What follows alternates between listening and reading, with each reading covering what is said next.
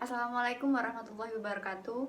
Perkenalkan, nama saya Lia Rahmawati Rahayu dari Prodi Akuntansi semester 5 kelas B1. Di sini saya akan menjawab pertanyaan UTS Komunikasi Bisnis. Yang pertama, yaitu jelaskan yang Anda pahami tentang komunikasi bisnis. Komunikasi bisnis adalah komunikasi yang digunakan di dalam dunia bisnis yang mencakup berbagai macam bentuk komunikasi, baik maupun verbal ataupun non-verbal, untuk mencapai tujuan tertentu. Soal yang kedua yaitu sebut dan jelaskan variabel-variabel dalam komunikasi bisnis. Yang pertama yaitu variabel sumber atau komunikator. Komunikator tersendiri itu adalah pihak pertama yang mendorong terjadinya komunikasi bisnis. Di samping itu, status dan kekuatan pada komunikator juga berpengaruh sangat penting dalam penerimaan suatu pesan.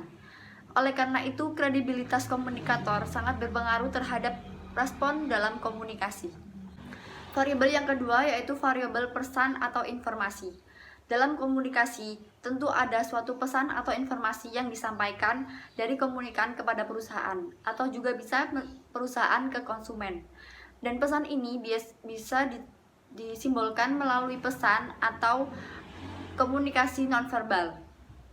Yang ketiga yaitu variabel penerimaan atau komunikan. Faktor komunikan adalah penting karena dalam menentukan bagaimana kita cara berkomunikasi dengan yang baik. Yang keempat yaitu variabel konteks.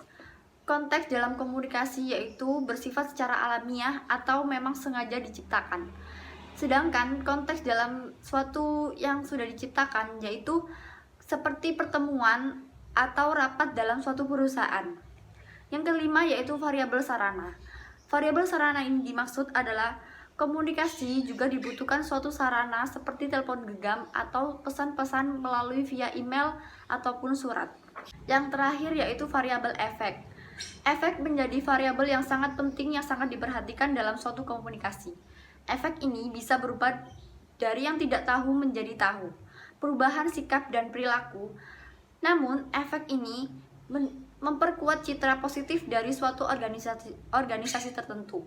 Suatu komunikasi yang dijalankan, terdapat suatu yang diharapkan oleh pihak komunikan setelah komunikasi yang dilakukan. Soal yang ketiga yaitu jelaskan cara berkomunikasi dalam komunikasi internal. Di dalam komunikasi internal ini terdapat beberapa. Yang pertama yaitu diskusi. Diskusi menjadi salah satu cara untuk melakukan komunikasi internal dalam suatu organisasi.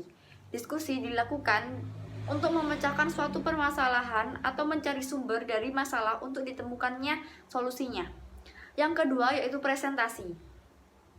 Presentasi atau pemaparan biasanya dilakukan untuk menyampaikan suatu yang berhubungan dengan hal-hal yang baru dalam organisasi.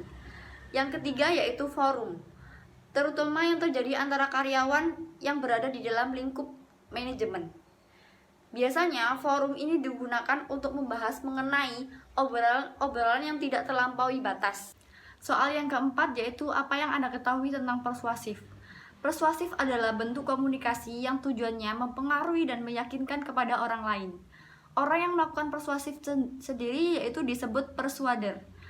Persuasif ini bisa dilakukan dalam kegiatan organisasi atau dalam bentuk kegiatan forum untuk hal kepercayaan, sikap maupun perilaku mereka agar sesuai dengan apa yang mereka sampaikan. Soal yang kelima yaitu lobby merupakan salah satu kegiatan yang menunjukkan komunikasi bisnis. Sebut dan jelaskan 3 macam lobby dalam komunikasi bisnis. Yang pertama yaitu lobby tradisional. Yang dimaksud di sini adalah menggunakan pelobby atau mendekati pengambilan keputusan. Contohnya dalam rangka pencalonan bupati dan wakil bupati. Yang kedua yaitu lobby akar rumput, di mana yang menggunakan masyarakat untuk mempengaruhi pengambilan keputusan. Contohnya adanya orasi atau pemilu. Yang ketiga yaitu lobby Political Action Committee, yaitu komite yang dibentuk suatu perusahaan atau organisasi besar agar wakilnya dapat duduk di parlemen atau suatu pemerintahan. Demikian jawaban yang dapat saya sampaikan. Wassalamualaikum warahmatullahi wabarakatuh.